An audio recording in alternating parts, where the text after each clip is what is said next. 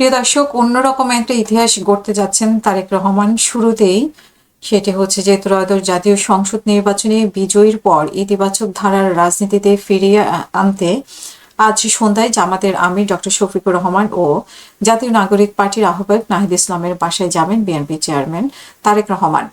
এবং এটা তার মিডিয়া সেলের পক্ষ থেকে, বিএনপি মিডিয়া সেলের পক্ষ থেকে জানানো হয়েছে। তিনি জানিয়েছেন যে বাংলাদেশের ইতিবাচক ধারার রাজনীতির রোববার থেকে সূচনা।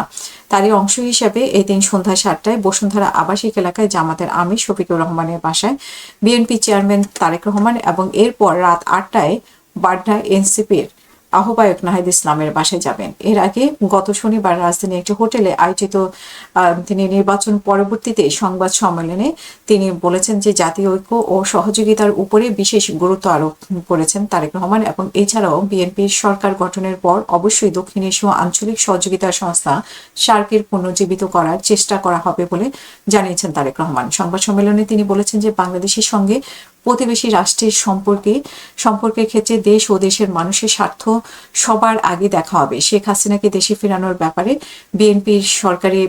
বিএনপির সরকার আইনি পথে হাঁটবে বলে তিনি জানিয়েছেন।